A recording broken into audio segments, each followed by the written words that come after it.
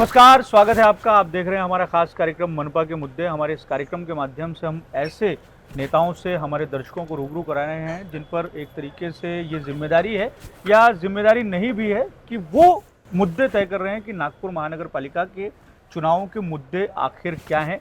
उत्तर नागपुर जो है उसकी राजनीति और वहाँ के जो मुद्दे हैं उसको तय करने की जिम्मेदारी आज से नहीं, बहुत लंबे समय से कांग्रेस के वरिष्ठ नेता डॉक्टर नितिन राउत जो हैं इन पर है ये जिम्मेदारी। और वो यहाँ के विधायक भी हैं, कांग्रेस के सीनियर मंत्री हैं, कई दफ़े वो कैबिनेट में मंत्री रहे हैं और गाहे बगाहे सर के नाम की चर्चा मुख्यमंत्री के प्रत्याशी के तौर पर भी जो है कई बारी हो जाती है। आज हमसे सर बातचीत करने के लिए मौजूद हैं। सर से हम बातचीत करेंगे और जानने की कोशिश करेंगे कि उत्तर नागपुर में और ख़ासतौर से नागपुर महानगर पालिका के चुनाव में आखिर मुद्दे क्या हैं। सर बहुत बहुत स्वागत है आपका।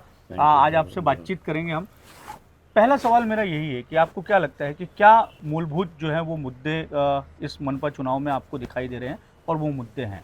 देखिए, बेसिक इशू तो ये रहता है महानगर पालिका चुनाव में कि लोगों के डेली रूटीन के जो सब्जेक्ट्स होते हैं, जो डेली नीड्स जिसको कहते हैं, मूलभूत सुविधाएं जिसे कहते हैं बेसिक जी, जिसमें सीवेज, गटर लाइन, साफ सफाई, हेल्थ, एजुकेशन से रिलेटेड, सड़कों से रिलेटेड, हमारे प्लांटेशन से रिलेटेड, क्योंकि लोग गार्डन चाहते, खेलने का मैदान चाहते, ये बेसिक एमिनिटीज़ के इश्यूज़ है।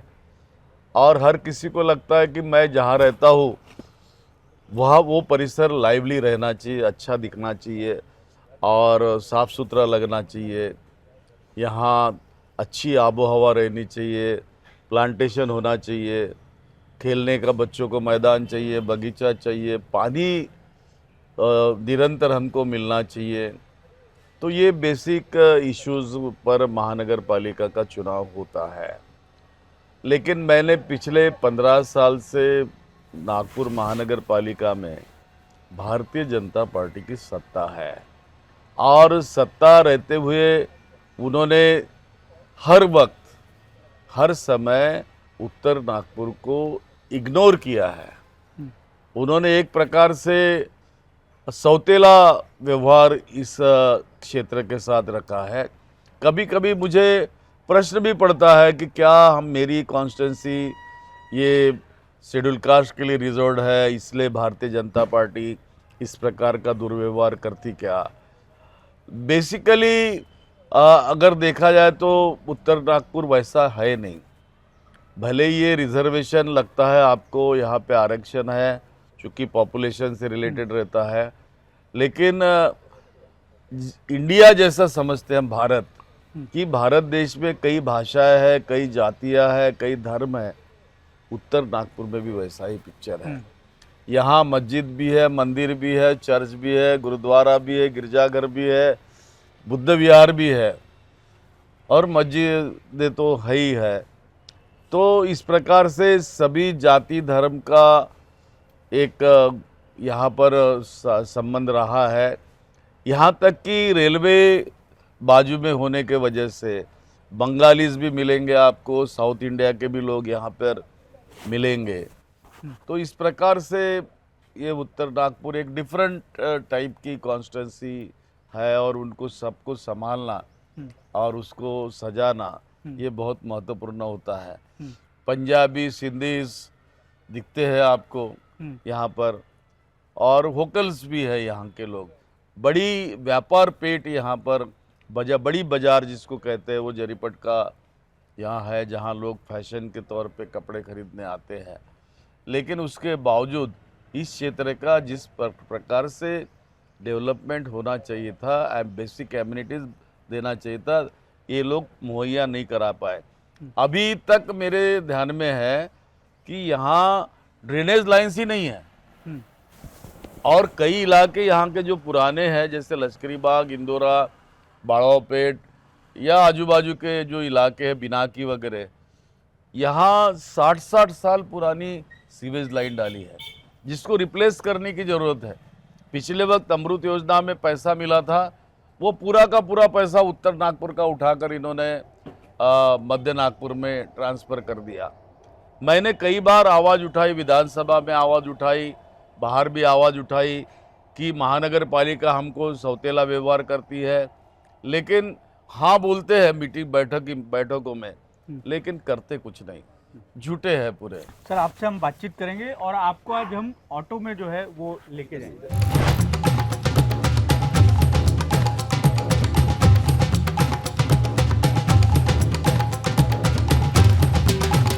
आज हमने आपको ऑटो में बैठा दिया, आप इसके पहले कभी ऑटो से जुड़ी हुई आपकी क्या यादें हैं? आपके बारे में जो आपके पुराने साथी हैं, जिनको कुछ लोगों को मैं भी जानता हूं, वो आपकी बड़ी कहानियां बताते हैं कि किस पहले कई यूनियनों से आप जुड़े रहे, कामगारों के लिए आप काम करते रहे और कोई कामगार नेता देश का, दिल्ली का आता जाता था तो आप उसकी रेलवे की पूरी व्यवस्था करते थे और रेलवे की यात्राओं के भी आपके किस्से बहुत जो है वो प्रसिद्ध है। तो क्या किस तरीके की फीलिंग है ऑटो में आज आप सवारी कर रहे हैं? और इन दिनों तो सामान्य तौर पर ऑटो की सवारी होती नहीं होगी। देखिए इन दिनों तो ऑटो से सवारी होती नहीं है, लेकिन कभी कभी मेरा मन कर जाता तो मैं गाड़ी से उतर के कहीं नहीं कहीं से ऑटो में बैठ के आ भी जाता हूँ, ऐसा कुछ नहीं है। बीच में कोई ऑटो आया तो इच्छा भी हो जाती थोड़ा सा चलाने का, अच्छा, तो वो भी कोशिश कर लेता हूँ। तो ये तो क्या लाइफ है, यह जिंदगी होती है जिस जिंदगी में हमने हर ढंग से हर तरह से तैयार रहना चाहिए, जीना चाहिए, नॉर्मल लाइफ जीना चाहिए। मेरी कोशिश रही है। तो ऑटो रिक्शा मेरे लिए नया नहीं है। सच्चाई तो ये है कि मेरे पास बड़ी गाड़ियाँ कभी रही नहीं पहले। मेरे ज़िंदगी का सफ़र बहुत गरीबी से गया है। मेरा मकान जो था मिट्टी का मकान था और जिसको हम गोबर से लिपा जाता था वो मकान, और घर में खाने के लाले रहते थे। पिताजी मिल में काम करते थे, वहाँ से सफ़र चालू होता है। लेकिन मेरी माँ को समाज सेवा करने की बड़ी लगन रहती थी। पिताजी फ्रीडम फाइटर थे, लेकिन वो तो मिल से आने के बाद काफ़ी टायर्ड हो जाते थे, बहुत तकलीफ रहती थी। तो इसमें से गुजरा हूँ। कॉलेज लाइफ में तो मुझे साइकिल भी मुहैया नहीं हुई, ना मेरे घर में बिजली थी, ना मेरे घर में गैस था। और जहाँ मैं रहता था उस मकान को दरवाजे भी नहीं हुआ करते, टीन के दरवाजे थे जो लगते नहीं थे, खुले रहते थे। तो ऐसी स्थिति में और नीचे सोना पड़ता था, खटिया वगैरह नहीं होती थी। तो ऐसे स्थिति में हमने दिन निकाले हैं। धूप काले में तो गर्मी अंदर घर के होती है, तो हमने आंगन में नीचे चटाई डाल दी है, उस पर चादर डाल दी और वहाँ सो जाते थे। इस प्रकार से जिंदगी हमने निकाली। और मैं ग्रेजुएट होने के बाद फिर मैंने थोड़ा थोड़ा जॉब वगैरह करके थोड़ा छोटे, क्योंकि सबसे बड़ा मैं ही था तो मुझे सब ये करना पड़ा, और उस ढंग से मैंने अपने फैमिली को संवारना चालू किया। और आज मुझे बहुत अच्छा लगता है जब मेरे सभी भाई अच्छी पोस्ट पर रहकर अभी रिटायर्ड हो गए हैं, और मेरी बहन भी अच्छी जगह पर ब्याह होने के बाद उनके भी बच्चे अच्छा कर रहे हैं। तो एक समाधान है कि मेरे माँ बाप ने जो मुझे आशीर्वाद दिया, उस आशीर्वाद के तौर पे हम पूरे परिवार को साथ में लेके चल सके, और हमारे भाइयों के बच्चे, बहन के बच्चे भी, ये भी अच्छी पोजीशंस में आए, पढ़ लिख कर बड़ी पोजीशन हासिल करके अभी है। तो निश्चित रूप से कहीं तो भी सेटिस्फैक्शन तो है। लेकिन जहाँ तक उत्तर नागपुर का सवाल है, मैं उत्तर नागपुर में जो मैंने देखा, जो मैंने अनुभव किया, जिससे मुझे तकलीफ गई, वो चीज़ें मेरी कॉन्स्टिट्यूंसी के लोगों को ना करना पड़े, उस दिशा में मैंने कई बार कोशिश की है। एक लोगों के मन में सवाल ये भी है कि आप सक्षम हैं, आपने आपकी पूरी जीवन की यात्रा आपने बताई, लेकिन आज भी आप बेजनबाग के जिस छोटे से मकान में रहते हैं, तो लोगों के मन में ये सवाल है, अब तो आप बड़ा मकान ले सकते हैं परिवार के साथ में, आप बड़ा मकान ले भी आप वहीं रहते हैं। बड़ा मकान ले भी सकता हूँ, बड़ा मकान है भी, लेकिन मेरी कॉन्स्टिट्यूंसी में नहीं है, बाहर है, और यह मेरा किराए का घर है आज भी, और सिंगल बेडरूम हाउस है। हाँ। जब बच्चे बड़े हो गए तो हॉस्टल में चले गए और कुणाल नीचे रहता था ऑफिस के अंदर। घर में तो जगह है नहीं, किराए के घर में रहता हूँ, लेकिन मैं सेटिस्फाइड हूँ। मुझे कोई ऐसा घमंड नहीं है, ना ऐसा लगता है कि मुझे बहुत बड़ा बंगला चाहिए, मकान चाहिए। और मैं धन्यवाद देता हूँ मेरी बीवी को, मेरी पत्नी को, कि उसने भी कभी ऐसा कोई दिखाया, ये नहीं बताया कि नहीं नहीं नहीं नहीं यहाँ पर बंगला चाहिए मुझे, अभी ये चाहिए वो चाहिए, गाड़ी घोड़ा चाहिए, ऐसा कुछ नहीं है।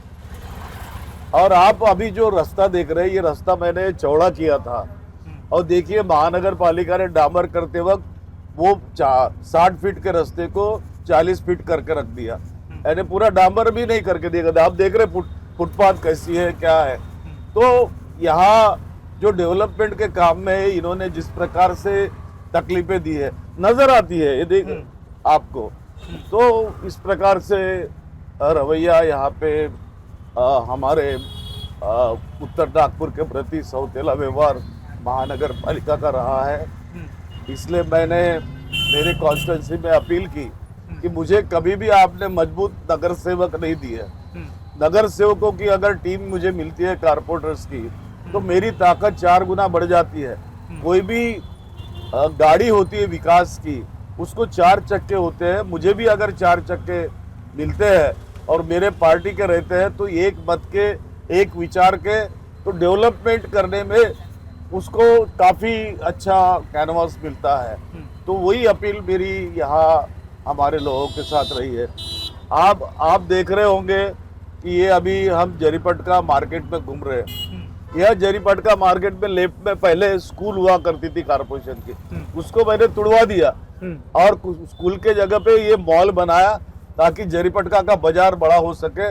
ये जो रोड था, ये भी रोड 30 फीट का था, आज यह 60 फीट का रोड है। और आप देख रहे कि नागपुर का इतवारी बाजार से, बर्डी बाजार से बड़ा बाजार आज ये जरीपटका का यहाँ पे बना हुआ है। यहाँ लोग बोलते होंगे कि सिंधी समाज भारतीय जनता पार्टी के साथ है, लेकिन मैंने ये देखा नहीं कि ये कौन से पार्टी के साथ है, कौन से समाज से है। मैंने ये देखा कि यहाँ व्यापार बढ़ना चाहिए, आर्थिक उन्नति होना चाहिए, क्योंकि एक व्यापार कोई बढ़ता है, वो व्यापार के साथ कई छोटे मोटे व्यापार भी बढ़ते हैं, जिससे लोगों को रोजगार मिलता है। आपने देखा होगा कि बड़े बड़े शोरूम्स यहाँ पे आपको नजर आएंगे यहाँ पे, और बहुत अच्छे से आप इसको ये कर सकते हैं। फ्रूट्स मार्केट जो शहर में नहीं मिलेगा वो चीज यहाँ मिलती है। अभी तो जरीपटका मार्केट काफी बड़ा भी मार्केट हाँ, और लोगों ने अपने मकान तोड़कर यहाँ पर उन्होंने दुकानें लगाई है, और सब दुकानें अच्छा काम यहाँ पे कर रही है। तो हमने, मेरी कोशिश हरदम विकास के प्रति जो सोचने की रही है, एक तो आर्थिक उन्नति होनी चाहिए, दूसरी शैक्षणिक उन्नति होनी चाहिए, और इनका जीवन स्तर जो है वो जीवन स्तर थोड़ा सा ऊंचा रहना चाहिए। ये नहीं महसूस होना चाहिए कि हम गंदे इलाके में रहते हैं, झोपड़पट्टी के पुराने इलाके में रहते हैं, गांव खेड़े में रहते हैं, ऐसा नहीं। तो शहर लगना चाहिए। इस दृष्टिकोण से मैंने हर वक्त, मेरी कोशिश रही है कि उत्तर नागपुर को उस ढंग से देखूं।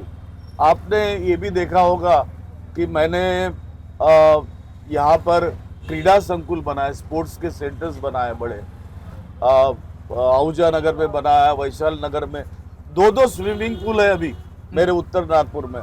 पहले तो एक भी नहीं हुआ करता था, अंबाझरी जाना पड़ता था सबको, तो अभी यही लोगों को मिलता है।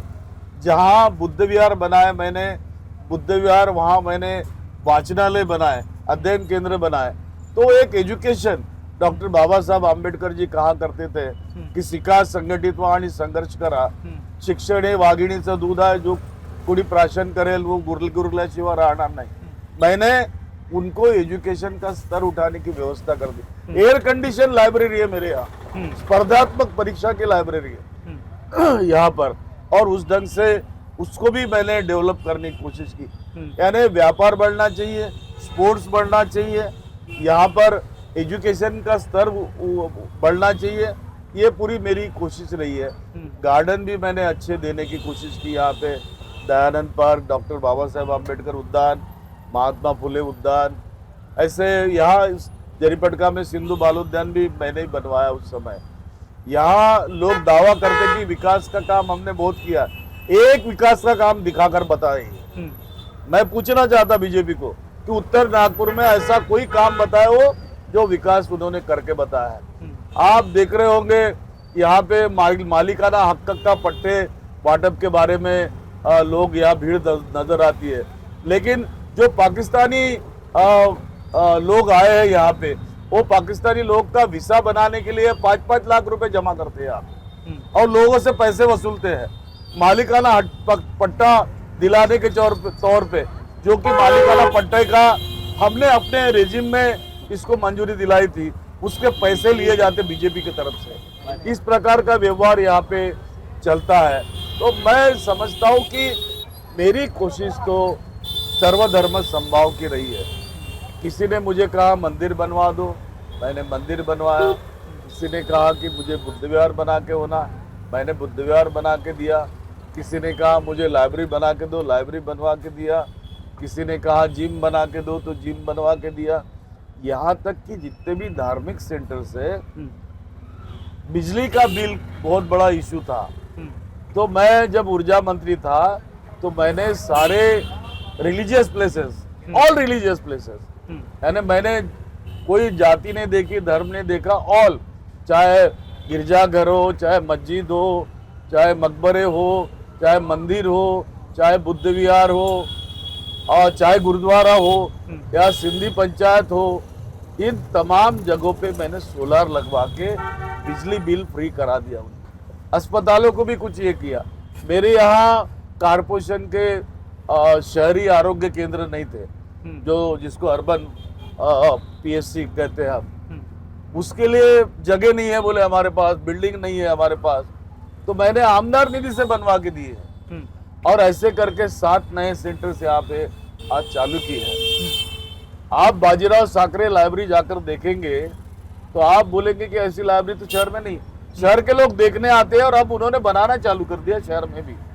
राम मनोहर लोहिया वाचनालय, उसका विस्तारीकरण, और आप doctor Baba Saheb Ambedkar convention centre देखेंगे, वो कन्वेंशन सेंटर में भी बड़ी लाइब्रेरीज है, रिसर्च सेंटर है वहां पे, और क्या नहीं है वहां पे, हर चीज, हर प्रकार के अम्यूनिटीज जो एक एसेंशियल है एक लाइफस्टाइल में, वो देने की मैंने वहां पे कोशिश की है, ताकि किसी को ये महसूस नहीं हो कि हम कहीं गलत जगह रह रहे, उनको ये लगे कि हमारा भी इलाका का दूसरे इलाके से काफी अच्छा है। यहाँ पहले ट्रकों पे, क्योंकि पंजाबी समाज के लोग बड़े पैमाने पे रहते और सड़कों पे घर के सामने ट्रकें खड़ी रहती थी, मैंने ट्रांसपोर्ट प्लाजा बनाया पीली नदी के पास और वहां पे सारे ट्रकों को वहां जमा कराया, आरटीओ लाया यहाँ पे ताकि कहीं और जाना ना पड़े। तो ये सारी चीजें करके अभी करण कोठारी बिजनेस सेंटर आया, उसके आजू बाजू में पूरा बिजनेस सेंटर बनाने का मेरा प्लान है, ताकि यहाँ के, क्योंकि इंडस्ट्रियल एरिया आजू बाजू में कहीं नहीं है, तो मैंने उसको भी अपग्रेड करने के लिए प्लानिंग चालू कर दी है और उसके तहत हम लोग यहाँ पे काम कर रहे हैं। आप इतने विकास काम गिना रहे हैं, लेकिन उसके साथ में आप ये भी कह रहे हैं कि उत्तर नागपुर के साथ में भेदभाव हुआ, तो ये भेदभाव नागपुर महानगर पालिका के माध्यम से जो काम होते हैं उसके मातहत हुआ, या बाकी की जो चीज़ें जब आप सत्ता में नहीं रहे? तो एक सवाल फिर ये भी हो सकता है कि आप तो सत्ता में रहे हैं और इतने महत्वपूर्ण पदों पर रहे हैं, तो फिर बीजेपी वाले या कोई और पार्टी वाले जिनको आप कह रहे हैं कि उत्तर नागपुर के साथ में भेदभाव हुआ, तो ये भी तो कह सकते हैं कि नितिन राउत तो खुद भी इतने सक्षम राजनीतिक तौर पर रहे हैं कि वो बहुत कुछ कर सकते थे, तो फिर भी उसके बाद में भी अगर वो कहते हैं कि उत्तर नागपुर अगर पिछड़ा है, तो फिर ये किस तरीके की दलील है? ये जीरो डेवलपमेंट था यहाँ पर, पहले जीरो डेवलपमेंट। आज जितनी चीजें मैं गिना रहा हूँ या आप जो देख रहे हैं सीमेंट के रोड या रोड चौड़े हुए, ये थे ही नहीं ना, ये मेरे ही रेजिम में बने हैं, क्योंकि सोच लगती है कोई भी डेवलपमेंट के लिए, तो मैंने करके बताया। और जहाँ तक आप कह रहे हैं कि आप एक तरफ कह रहे हैं कि डेवलपमेंट दिख रहा है,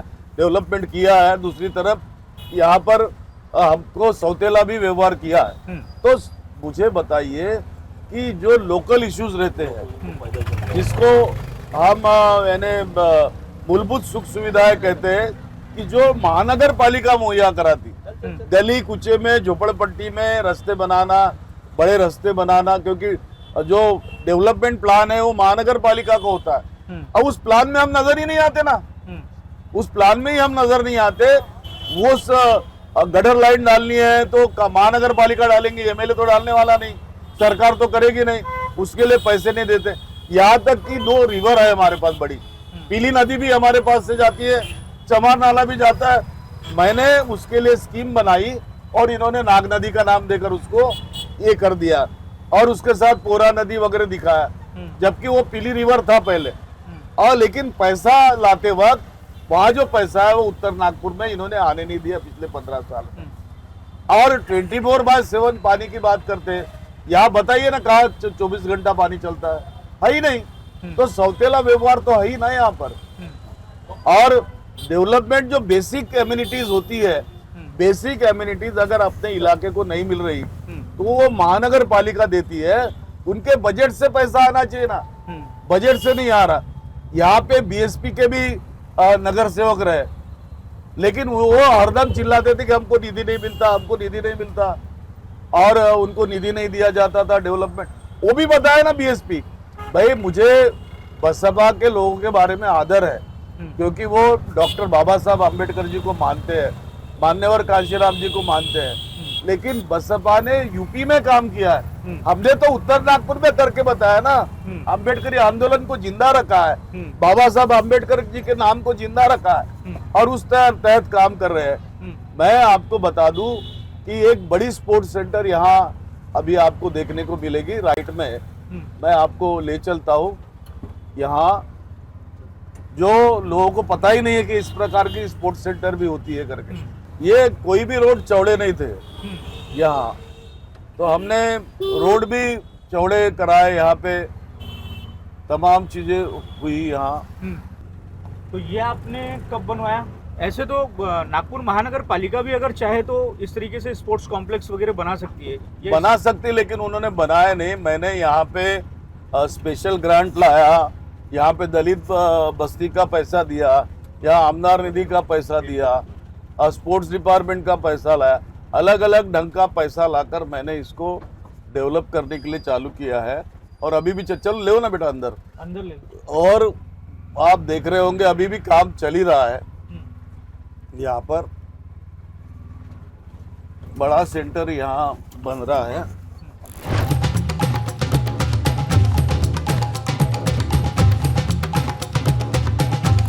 पूरा आचार संहिता लगी है, इसलिए इसका हमने ओपनिंग किया नहीं। अभी इसका ओपनिंग हो जाएगा तो ये लोगों के लिए काम में आना चालू होगा। और बहुत सारे आइटम्स यहाँ के जो बनने हैं, फूड स्टॉल्स वगैरह हम बना रहे हैं यहाँ पे, बढ़िया कॉफ़ी शॉप्स वगैरह बनेगी। यानी आपको शहर में ऐसा दिखेगा नहीं, एक प्रकार से एक क्लब हाउस ही है ये। लेकिन हम जो बात कर रहे थे कि आप जो बात बता रहे थे कि म्युनिसिपल कॉर्पोरेशन के माध्यम से जो डेवलपमेंट होना चाहिए उसकी रफ्तार थोड़ी सी उत्तर नागपुर में नहीं, रफ्तारी नहीं है। म्युनिसिपल कॉर्पोरेशन के साथ बार बार मेरी लड़ाई होती है। अभी उन्होंने शहर विकास के लिए जो निधि आया ना, पैसा मुझे देने का वादा किया, 20 करोड़ रुपया हम देते करके, लेकिन कहाँ दिया, दिया ही नहीं। तो इस प्रकार से व्यवहार उनका रहा है। यानी पैसे की तंगी हमको है। अगर डेवलपमेंट के नाम पे ऐसे प्रोजेक्ट्स में वो थोड़ा थोड़ा अपना हाथ बार लगाए तो ये तो चमक उठेगा ना, लेकिन उनकी इच्छा ही नहीं है सब करने की। नहीं, पर जब आप ये बात कहते हैं ना तो मुझे एक बात ये भी ध्यान में आती है कि जो भारतीय जनता पार्टी की तरफ से राज्य के जो 2 बड़े नेता हैं, वो उनके आपसे संबंध जो है वो तो राजनीतिक संबंध बड़े मित्रतापूर्ण है, वो तो दिखता है, राजनीतिक मंचों पर भी दिखता है। और मुझे लगता है कि एक बारी का ये हो जाता है कि कांग्रेस में नेताओं के बीच में आपसी टकराव है। लेकिन हम ये देखते हैं कि जब म्युनिसिपल कॉर्पोरेशन में गडकरी जी या सीएम साहब मीटिंग लेते हैं तो आप उसमें रहते हैं, आप अपने कॉन्स्टिट्यूएंसी की बात भी रखते हैं।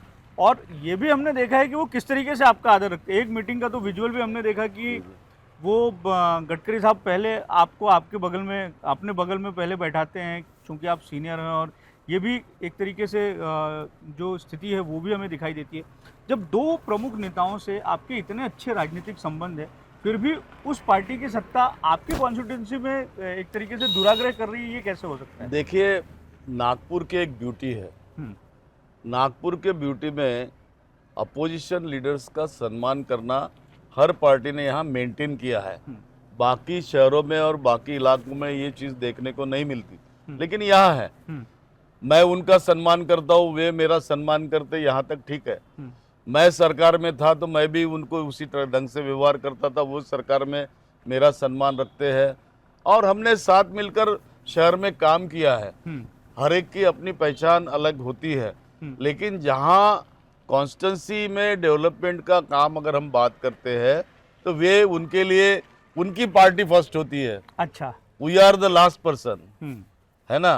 तो वो लोग पहले पार्टी के नाम पे फंड देते हैं। अभी बताइए, यहाँ कोई बीजेपी का नगर सेवक नहीं, यहाँ बीजेपी का एमएलए नहीं, लेकिन भूमि पूजन करते हुए यहाँ पे लोग नजर आते हैं आपको। तो फंड लाया किसने? नितिन राउत ने जो मांगा फंड, वही फंड तुमने दूसरे ढंग से डाइवर्ट किया और यहाँ बोलते कि हम दे रहे, और भूमि पूजन करते हो, काम है कहाँ?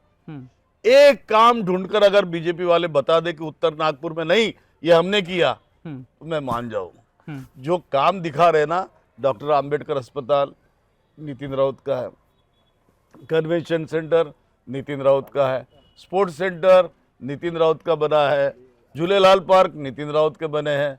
इनका क्या है?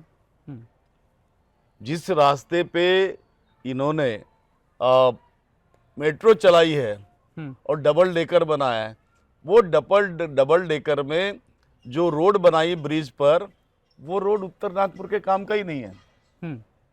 बिल्कुल काम का नहीं है, क्योंकि LIC से चढ़ता है और सीधा पीली नदी पे कॉन्स्टिट्यूंसी के बाहर जाकर लैंड होता है। फिर ये दिया क्या, किसके लिए? और उस रोड को अगर मैं चौड़ा नहीं करता तो ये क्या मेट्रो बना सकते थे क्या? शहर में ही रोड चौड़ा करने का कार्यक्रम तत्कालीन मुख्यमंत्री दिवंगत विलासराव देशमुख जी के मुख्यमंत्री काल में हुआ, और उसमें रोड चौड़े हुए, इसलिए मेट्रो यहाँ दिख रही है आपको। और मेट्रो की भी मंजूरी तो नितिन राउत ने ही लाया था ना, इन्होंने थोड़ी लाया था। चलिए हम ऑटो में बैठेंगे और फिर और बातचीत करेंगे। आप देख रहे होंगे रोड जो है ना, मैंने लोगों के मकान का कॉर्नर, वहां से दूसरे के दीवार का कॉर्नर ऐसा चौड़ा बनाया था ताकि यहाँ पे बरसात में रोड उखड़ ना जाए और उसका फुटपाथ रहे। इधर देखो, दिख रहा, गट्टू लगाकर इस प्रकार से इन्होंने डामर की लेयर चलाई और उसको डाउन कर दिया। अब वो भी बाहर आ जाएगा। तो जो प्लानिंग महानगर पालिका ने करना चाहिए वो करती नहीं महानगर पालिका, और काम नहीं करती। एक सवाल ये भी है सर कि जो सत्ता में रहे या जो विरोध में रहे, हमने जो देखा कि बीच में प्रशासक राज के समय में जो नागरिक समस्या है नागपुर महानगर पालिका से जुड़ी हुई, उसको लेकर बैठक हुई। आप भी उन बैठकों को, मैंने उस बैठक में आरोप किया कि जो आयुक्त है वो आयुक्त तो बीजेपी का एजेंट बन के यहाँ काम कर रहा करके, यहाँ तक कि मैंने उनके खिलाफ विधानसभा में हक्का भंग भी डाला है कि उन्होंने यहाँ पे आमदार को अपमान किया है, विधायक का अपमान किया है, उनको जो उनके कामों को जो मंजूरी देनी थी वो दी नहीं है, ये मैंने डाला है और ऑन रिकॉर्ड है। तो ये एक चर्चा ये भी हो रही है, चूंकि अब 4.25 साल तक प्रशासक का राज रहा है, तो प्रशासक के राज के दौरान एक तर्क ये भी है कि बहुत बेहतर काम हो सकता था, वो हुआ कि नहीं हुआ? आपका तर्क क्या है कि प्रशासक राज में किस तरीके से, मतलब डेवलपमेंट के काम स्लो डाउन हुए या फास्ट हुए? प्रशासक के राज में गवर्नमेंट अगर चाहती थी कि बहुत अच्छा काम हो, आप इसकी तुलना मुंबई के साथ कीजिए। मुंबई में भी प्रशासक था ना, लेकिन मुंबई में डेवलपमेंट दिख रहा है, यहाँ दिख रहा क्या? नागपुर शहर में किसी भी प्रकार का डेवलपमेंट नहीं दिख रहा है। इन्होंने जहां जहां वादे किए थे कि हम अंबाझरी का डेवलपमेंट करेंगे, तो हम नाग नदी में नाव चला देंगे, तो ना नाग नदी में नाव चली, ना अंबाझरी गार्डन का डेवलपमेंट हुआ है। तो किस बात की बात करें हम? इन्होंने लंदन स्ट्रीट की बात की थी, कहाँ लंदन स्ट्रीट? वहाँ बड़ी बड़ी बिल्डिंगें बन रही है अभी, कहाँ लंदन स्ट्रीट है? तो इनके वादे केवल खोखले हैं। ये मुंगेरी लाल के हसीन सपने टाइप सपने जरूर देखते हैं, सपना देखना कोई बुरी बात नहीं है, लेकिन कृति में उतारते वक्त कहीं तो भी इनके इसमें कमी है। या तो ये उसको प्रॉपरली हैंडल नहीं कर पाते या उसको प्रॉपरली फंडिंग नहीं दे पाते, क्योंकि आपने देखा होगा कि गडकरी जी के राज में ब्रिज बने और ब्रिज तोड़े गए। तो जब तुम ब्रिज बनाने में करोड़ों रुपया डालते हो, फिर उसको तोड़ने में डालकर फिर से ब्रिज बनाते हो, ये कहाँ का न्याय है? तो इसका मतलब गलतियां इन लोग बार बार करते उसको दोहराते हैं, तो जिसके वजह से नागपुर का डेवलपमेंट हो नहीं पा रहा। पुणे देखो कितने स्पीड से आगे जा रहा है, मुंबई कितने स्पीड से आगे जा रहा है। एक सोच रहती है कि पुणे एजुकेशन सिटी करके बढ़ रही है, तुम्हारा मुंबई इकोनॉमिक सिटी करके बढ़ रही, फिर नागपुर सिटी क्या करके बढ़ रही है? ये नए नागपुर की बात करेंगे, आपको बता रहा मैं, ये स्मार्ट सिटी की बात करेंगे। स्मार्ट सिटी का डेफिनेशन कोई मुझे बता देना कि स्मार्ट सिटी का डेफिनेशन बंजर जमीन पे एखादा बस्ती बनाना होता है क्या, या कोई एक कॉन्स्टिट्यूंसी का एक झोपड़पट्टी बदली किया इन्होंने, ये तो भी बता दीजिए। स्मार्ट सिटी का मतलब होता है पूरा शहर बदली करना, और उसके लिए लाखों करोड़ों रुपए इन्होंने लाया। किया क्या है? डिलीवर क्या किया शहर को? तो डिलीवर कुछ नहीं है। तो ये तमाम चीजें हैं।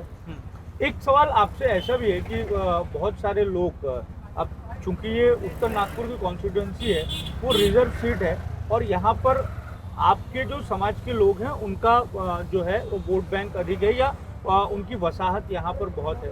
तो एक तरीके से ये है कि आपकी राजनीतिक जो हो वो उस समाज के इर्द गिर्द थोड़ी सी घूमती हुई आपको जो है हमको दिखाई दे सकती है।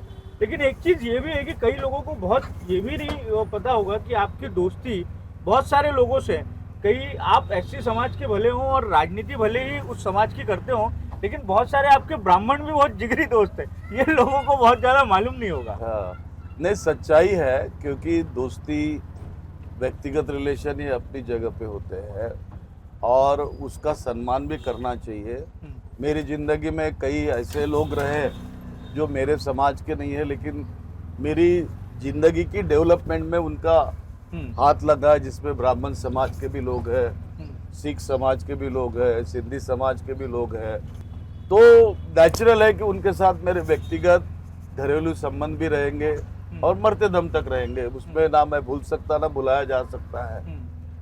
लेकिन जहां तक राजनीति का सवाल है, मेरी राजनीति केवल दलित समाज के इर्द गिर्द घूमती या उन्हीं के लिए मैं काम करता, ऐसा नहीं है। अभी आप जिस गुरुद्वारे में चल रहे हैं वो गुरुद्वारा सिख समाज का है। यहाँ ना रोड थी, यहाँ ना गटर लाइन थी, ना स्ट्रीट लाइट थी, तो मुझे बोला गया कि यहाँ गुरुद्वारा बना के दीजिए, तो मैंने उनके साथ कंधे से कंधा लगाकर उसको बनाने में यहाँ भूमिका निभाई है। और अभी आप और हम दोनों यहाँ पर आए हैं और वहाँ विजिट कर रहे हैं, आप देख सकते हैं अच्छे से।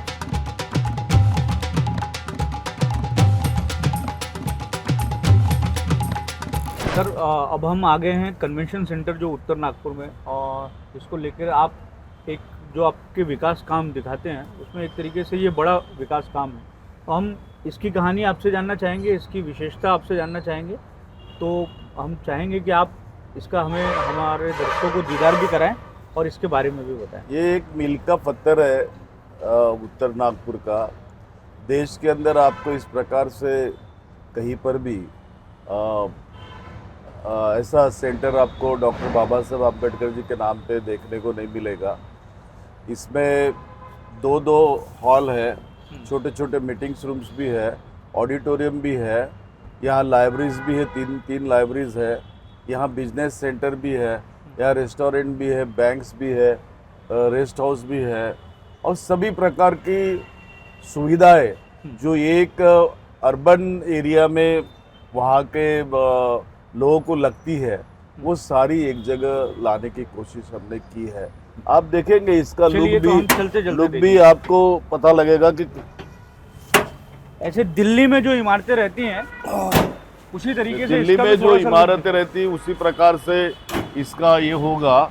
ये जो देख रहे हैं आप, वो उस प्रकार का जो स्टैचू आपको दिख रहा है, वो स्टैचू उस प्रकार का स्टैचू काफी ऊंचा और आपको शहर में कहीं नजर नहीं आएगा इस प्रकार का ब्रॉन्ज का यहाँ बनते हुए आप देख रहे हैं। तो इस कन्वेंशन सेंटर को बनाने के पीछे का आपका मकसद क्या है? मैं जैसा जितना आपको जानते हैं हम, एक तो मैं बात वो आप आपकी जो रिजर्व कॉन्स्टिट्यूएंसी है और यहाँ का जो बहुतायत में समाज है उसके इर्द गिर्द एक तरीके से आपकी पृष्ठभूमि को थोड़ा सा देखने की कोशिश की जाती है। लेकिन मैं जितना देखता हूँ कि जो यूपीएससी करने वाले बच्चे हों या जो अच्छा एजुकेशन लेने वाले बच्चे हों, उनको आप थोड़ा सा प्रोएक्टिवली प्रमोट करने की कोशिश करने की और मोटिवेट करने की कोशिश करते हैं।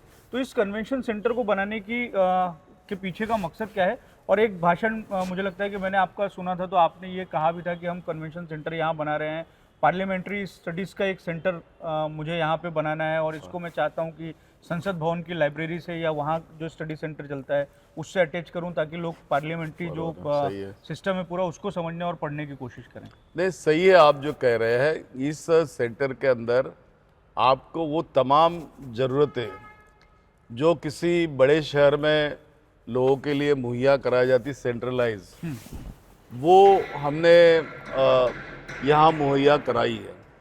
बहुत बार लोग कहते हैं कि दलित समाज वंचित समाज है, अम्बेडकरी समाज के लिए यहाँ अगर कोई सांस्कृतिक कार्यक्रम लेने रहे तो हमको शहर में दूसरी तरफ जाना पड़ता है, यहाँ ऑडिटोरियम नहीं है, तो यहाँ अच्छी लाइब्रेरी नहीं है, यहाँ बिजनेस सेंटर नहीं है। तो ये तमाम बातें जो होती है, तो मैंने सोचा कि क्यों नहीं मैं एक छतरी में उसको लेके आऊँ, एक ही ऐसी वास्तु बनाओ कि जिसके अंदर दलित समाज, अम्बेडकरी समाज और साथ में जो भी इस इलाके में रहने वाले लोग हैं उसके लिए मैं कुछ कर सकूं। आप देख रहे होंगे कि यहाँ पर सभी के लिए एंट्री है, लेकिन एंट्री करते वक्त यहाँ एक अपना प्रशासन होता है, नियम होते हैं, उसके तहत ही सबको आना पड़ता है और उस माध्यम से काम चलता है। आप अभी देखेंगे कि लाइब्रेरी हमारी जो है इस तरफ है, आपको प्रदक्षिणा भी हम देखिए, आप देखिए बैठने के लिए कैसे चेयर्स और ये लगे हैं लोगों के लिए, तो एक स्टैंडर्ड यहाँ मेंटेन किया हुआ है। पर अभी ये बंद है क्या? अभी क्योंकि 1 बज रहा है और हम देख रहे हैं कि यहाँ स्टूडेंट्स नहीं दिख रहे हैं। स्टूडेंट्स बंद नहीं है, आपको स्टूडेंट्स बाहर से नजर नहीं आएंगे। अच्छा। लेकिन अंदर जाने के बाद आपको स्टूडेंट्स नजर आएंगे। आइए। अच्छा, ये देखिए, ये तमाम स्टूडेंट्स है हमारे जो इस परीक्षा के लिए बैठ रहे हैं और काम कर रहे हैं। तो यहाँ स्टडी मटेरियल और बाकी सारी चीजें कॉम्पिटिटिव एग्जाम से रिलेटेड ही रहती है या? सारा कॉम्पिटिटिव एग्जामिनेशन से रिलेटेड है ये। और यहाँ वही चीजें अवेलेबल है। ई लाइब्रेरी भी आप देख रहे होंगे, ई लाइब्रेरी है, यहाँ पर सारे कंप्यूटर्स लगे। अभी बच्चे कुछ पढ़ रहे हैं, यहाँ पे 1-2 बच्चे हैं, जैसे जैसे बच्चों को ये रहता वैसे वैसे आते हैं और सारा अपग्रेडेड है। यहाँ पर आप देख रहे होंगे किस प्रकार से अगर स्टूडेंट्स ज़्यादा हो गए तो उनको बैठने की भी अरेंजमेंट है यहाँ पे और वो स्टडी कर सकते हैं। नहीं, बोलने की जरूरत नहीं, वो कई बार प्रोग्राम को आ चुके हैं। अच्छा, देख देख चुके हैं। इनॉग्रेशन और ये बात बता दूं कि जब इसका इनॉग्रेशन हो रहा था ना, ओपनिंग हो रहा था, गडकरी देवेंद्र फडणवीस से टॉक कर रहे थे कि इनके दिमाग को मानना पड़ता है। अच्छा, देयर इज नो कंपैरिजन। ये उनके वर्ड्स थे उस टाइम, जो मैंने सुन लिया अपने कान से। आप ही के नाम के हम नाम नेता हैं नितिन जी, कैसे आपके उनसे संबंध है? हम देखते हैं कि देवेंद्र फडणवीस भी और नितिन गडकरी भी सार्वजनिक मंचों पर आपकी तारीफ करते हैं, प्रशंसा करते हैं, बातचीत करते हैं, तो कैसे उनसे संबंध? आप मेरे ख्याल से नितिन गडकरी से बड़े भी हैं उम्र में। हाँ, मैं हूँ उनसे उम्र में बड़ा और संबंध भी, मेरे सामने ही वे स्टूडेंट लीडर बने। उस समय हमारे वक्त तो गंगाधर राव फडणवीस और हमारी सुशीला ताई वगैरह लीडर्स थे उस जमाने में, बड़े। और मैं समझता हूँ कि गंगाधर राव फडणवीस के बाद उन्होंने ही नितिन को प्रमोट किया था उस समय, नितिन जी को। एक सवाल ऐसा है कि जो अलग अलग प्रभाग या अलग अलग क्षेत्र हैं नागपुर शहर के, उनकी अलग अलग तरह की समस्याएं हैं। आपकी जो कॉन्स्टिट्यूएंसी है, उस कॉन्स्टिट्यूएंसी की आपको क्या लगता है कि क्या प्रमुख समस्या है? और इतने साल बतौर विधायक आप जनप्रतिनिधि हो गए हैं, आपको लगता है कि ये एक काम है जो आपको आपकी कॉन्स्टिट्यूएंसी के लिए ज़रूर आपके रेजिम में करके देना है और उसमें अभी तक सफलता नहीं मिली है? देखो, दो चीज़ें यहाँ महत्वपूर्ण है। एक तो है पट्टे वाटप का। सिंधी कम्युनिटी के पट्टे हैं, तो मुस्लिम कम्युनिटी के पट्टे हैं, दलित समाज लोग के मकान है, झोपड़पट्टी के पट्टे, नजूल के हैं, एनआईटी के हैं, महानगर पालिका के पट्टे हैं। ये पट्टे वाटप का एक बड़ा काम यहाँ पे है। दूसरा काम यहाँ पे हमारा जो है कि बड़े पैमाने पे ड्रेनेज लाइन नहीं, कहीं पे भी ड्रेनेज लाइन नहीं। फिर हमारे यहाँ पीली नदी या चमार नाला है, इसकी दीवारें भी यानी बेसिक एम्यूनिटीज़ में हम आज भी बहुत पीछे हैं। जो महानगर पालिका ने यहाँ करनी चाहिए वो आज तक के यहाँ पूरी नहीं हो रही है। तो ये आप चाहते हैं कि आपके रेजिम में हो जाए? हाँ, मैं चाहता हूँ कि ये चीज़ें अगर यहाँ हो गई, चौकों का जैसे स्क्वायर्स देख रहे हैं आप, कोई भी स्क्वायर डेवलप नहीं दिखता आपको, क्योंकि जो डेवलप हमने पहले किए थे वो स्क्वायर्स को भी इन्होंने बर्बाद कर रखा है। इसलिए मुझे लगता है कि हमने यहाँ प्रायोरिटी देकर ये सब काम करना चाहिए। बरसात जब भी आती है, ड्रेनेज लाइन नहीं होने की वजह से बहुत सारा जगह है हमारे पानी में चला जाता है और तकलीफें यहाँ के लोगों को भुगतनी पड़ती है। तो ये सारे काम जो है वो रिलेट करते हैं सीधे सारे महानगर पालिका से रिलेट करते हैं, सारे मनपा से। हाँ। एक ये भी है कि एनआईटी और एनएमसी का जो झगड़ा है उसको आप किस तरीके से देखते हैं? और एक डिसीजन जो है वो जब फडणवीस सीएम थे तब उन्होंने निकाला था कि नागपुर सुधार प्रन्यास को नागपुर महानगर पालिका में मर्ज कर देना और एक डेवलपमेंट एजेंसी जो है उसको बना देना। भारतीय जनता पार्टी के बहुत सारे लोग इस पक्ष में भी हैं कि ये दो डेवलपिंग बॉडी एक सिटी में नहीं होनी चाहिए और कई लोग उसके विरोध में भी हैं। और आप ये थे कि आप ही ने उस डिसीजन को फिर बदला था और दोनों को रिवाइज किया था और अलग अलग रखा था। इसके पीछे आपका उसका उद्देश्य ऐसा है कि उस समय जब नागपुर डेवलप हो रहा था तो नागपुर को डेवलप करने का काम नागपुर सुधार प्रन्यास के मातहत हुआ। मेरी कॉन्स्टिट्यूंसी एक ऐसी कॉन्स्टिट्यूंसी है जिसका 90% एरिया ये नागपुर सुधार प्रन्यास के अंडर में आता है।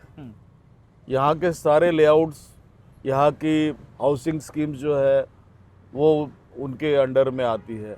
तो जब एरिया उनके क्षेत्र में आता तो डेवलपमेंट करने की जिम्मेदारी उनकी है। इसलिए हम एनआईटी को साथ में लेकर चले और उस एरिया में डेवलपमेंट करें, क्योंकि वे भी हमसे पैसा लेती है, ज़मीन का जो भी भुगतान है वो महानगर पालिका भी लेती है। यहाँ के लोगों को डबल टैक्स देना पड़ता है। सुधार प्रन्यास को भी देती है, महानगर पालिका को भी देती है। सुधार प्रन्यास काम करते दिख रही है आपको, महानगर पालिका काम ही नहीं करती। तो यहाँ का जो टैक्स है वो टैक्स महानगर पालिका ने फिर क्यों लेना चाहिए? और लेते हो तो फिर काम करना चाहिए ना यहाँ पे। अभी यहाँ हमारे यहाँ बहुत बड़े पैमाने पे अनऑथराइज लेआउट्स है। अनऑथराइज लेआउट्स का 3000 रुपये के हिसाब से उन्होंने पैसा लिया, वो पैसा जमा किया और पैसा गया कहाँ? तो पूर्व नागपुर में, दक्षिण नागपुर में, उत्तर नागपुर में। तुम्हारा बिगाड़ा क्या है? क्यों नहीं दे रहे आप यहाँ के डेवलपमेंट के लिए पैसा? क्योंकि बगैर फंड के डेवलपमेंट होगा कहाँ से? खाली विधायक के चिल्लाने से थोड़ी ना होता है।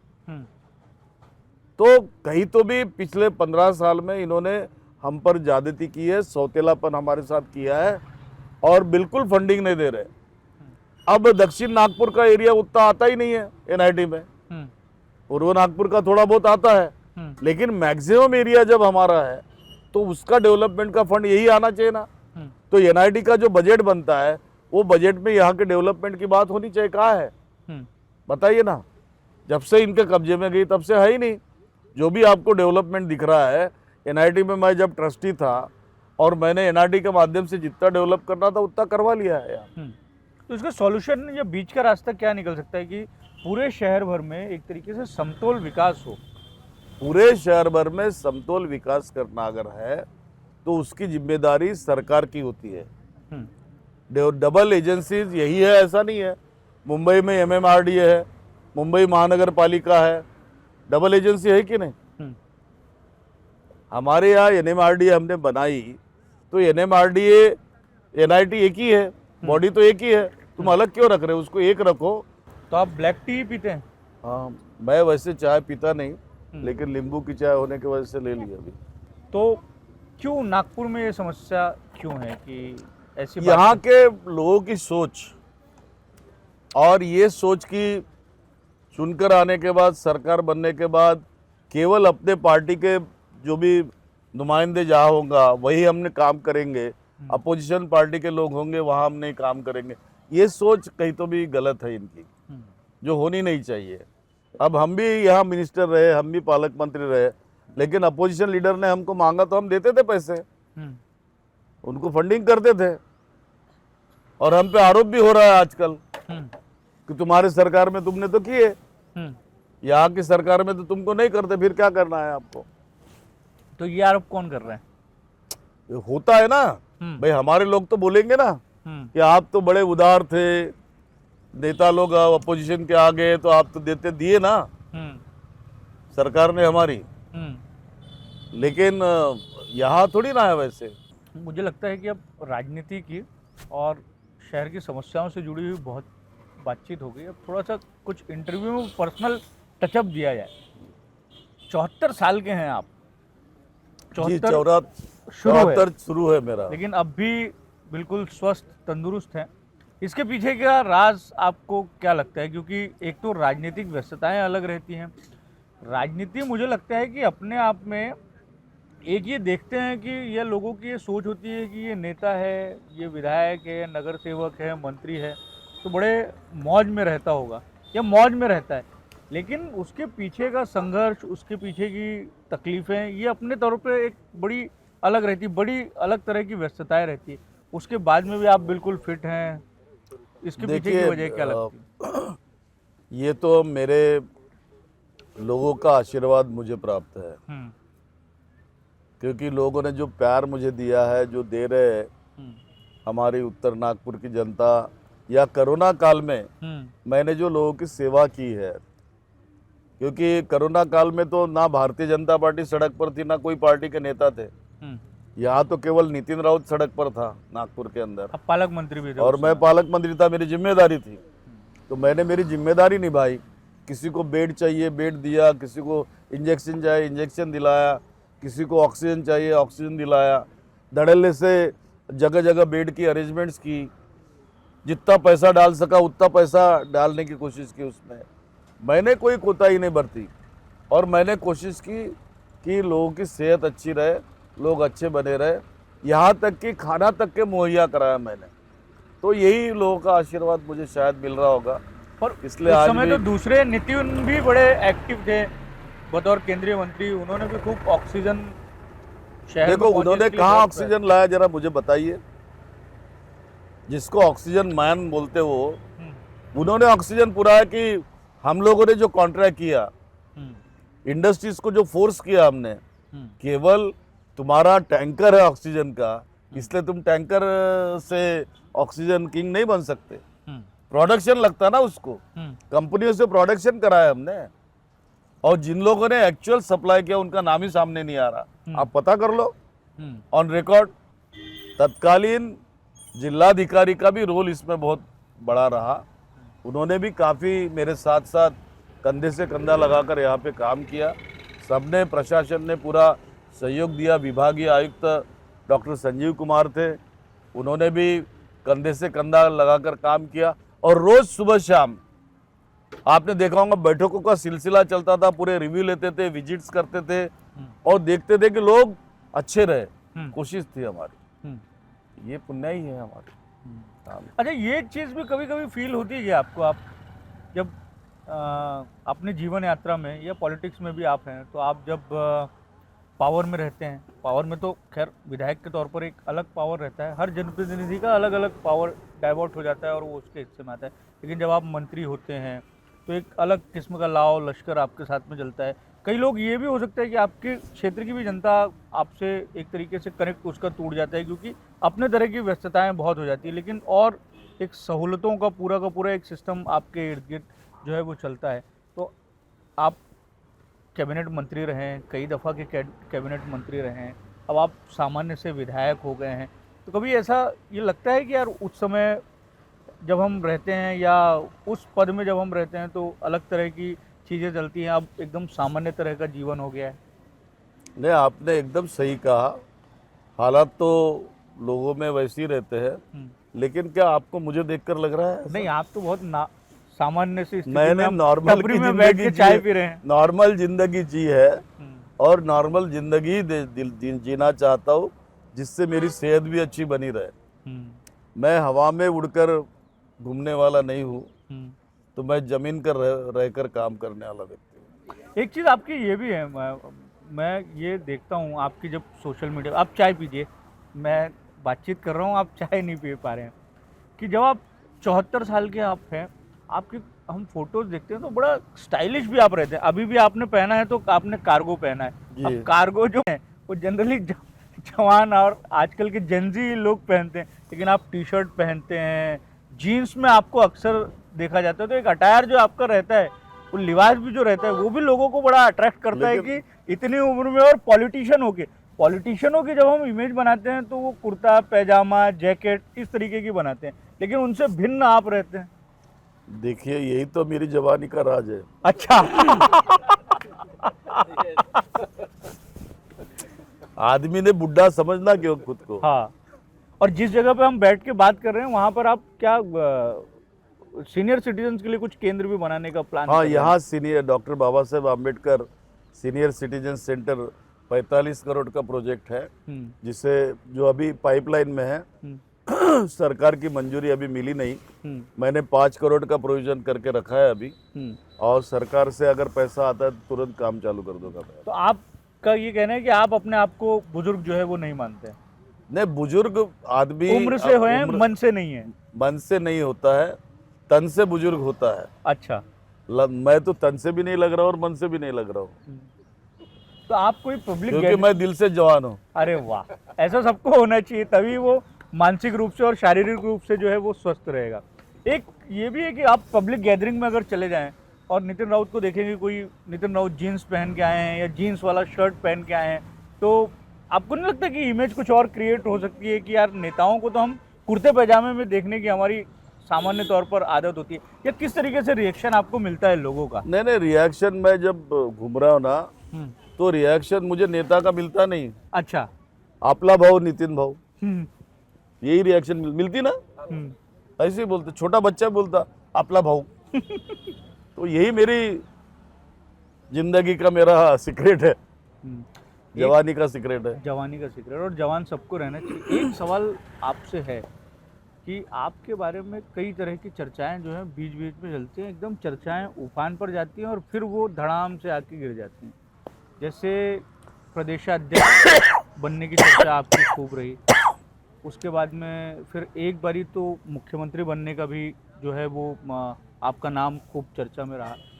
तो ये चर्चाएं कौन चलाता है और कौन नितिन राउत को मुख्यमंत्री पद की रेस से खींचने की कोशिश कर रहा है या प्रदेशाध्यक्ष नहीं बनने दे रहा है?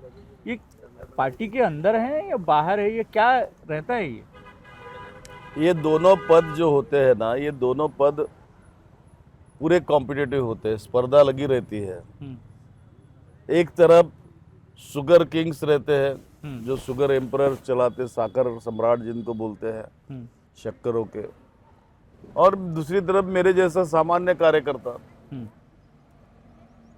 जो लोग भारतीय संविधान को मानते हैं, डॉक्टर बाबा साहब आम्बेडकर जी के विचारों को मानते हैं, उनको लगता है कि मुख्यमंत्री डॉक्टर नितिन राउत बनना चाहिए।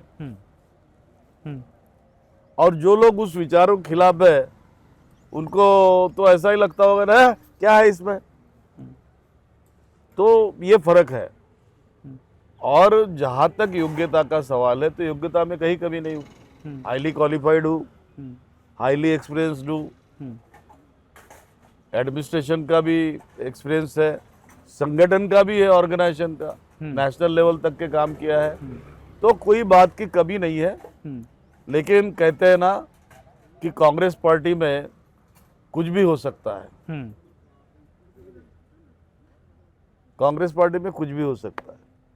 तो ये आपकी जो आइडियोलॉजिकल जो छवि को गढ़ के या उसमें आपको सीमित रख के तो आपको प्रेजेंट करने की कोशिश होती है, तो ये आपकी अपनी पार्टी में हो रही है कि ये बाहर से हो रही है? क्योंकि हमने ये भी देखा है कि कई राज्यों में दलित मुख्यमंत्री रहे हैं, उन्होंने बहुत बेहतरीन काम किया है, तो ये एक स्टेट की एक तरीके से ये दिक्कत है कि यहाँ पर दलित मुख्यमंत्री नहीं हो सकते। नहीं, जब दलितों की बात चलती है ना, तो यहाँ जो रहता है कि मैंने कहा ना कि अम्बेडकरी विचारों का दलित बनना चाहिए क्या करके, उसको लेकर ही कटाक्ष होता है।